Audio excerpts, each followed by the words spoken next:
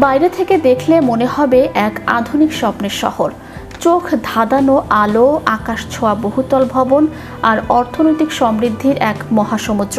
কিন্তু এই চাকচিক্যের ঠিক পেছনেই লুকিয়ে আছে এক দম বন্ধ করা অন্ধকার বাস্তবতা, যেখানে মানুষের থাকার জায়গা একটি লাশের কফিনের চেয়ে বড় নয়।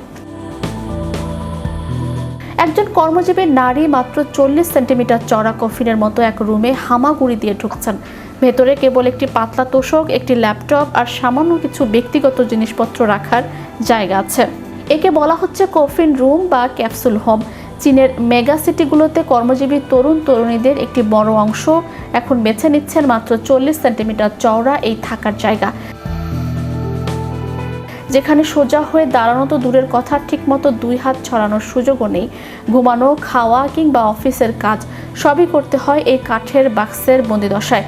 কিন্তু কেন এই চরম আত্মত্যাগ? উত্তরটা লুকিয়ে আছে চীনের আকাশচুম্বী আবাসন ব্যয় এবং কর্মক্ষেত্রের তীব্র প্রতিযোগিতার মধ্যে।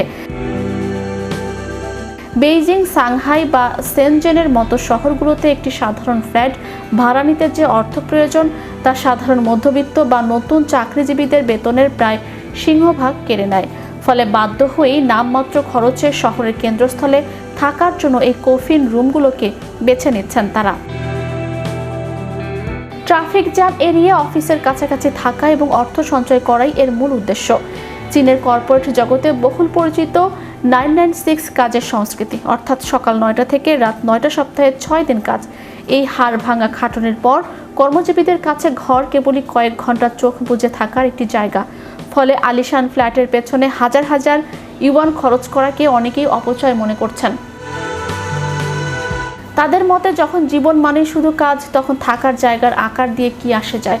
কফিন রুমের ভেতর বসা 25 বছর বয়সী এক চীনা চাকরিজীবী নারী বলেন, শুরুর দিকে এখানে খুব দম বন্ধ লাগতো, মনে হতো কোনো খাঁচায় বন্দি আছি।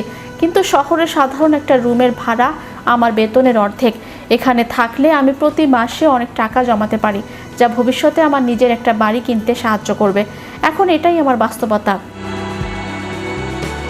চীনের এই 40 সেন্টিমিটারের কফিন রুমগুলো কেবল এক টুকরো আবাসন সংকটের চিত্র নয়, এটি মূলত আধুনিক পুঁজিবাদের এক নির্মম প্রতিচ্ছবি, যেখানে টিকে থাকার ইঁদুর দৌড়ে সামিল হতে গিয়ে মানুষ নিজেই আজ বন্দী হয়ে পড়েছে যান্ত্রিক এক খাঁচায়।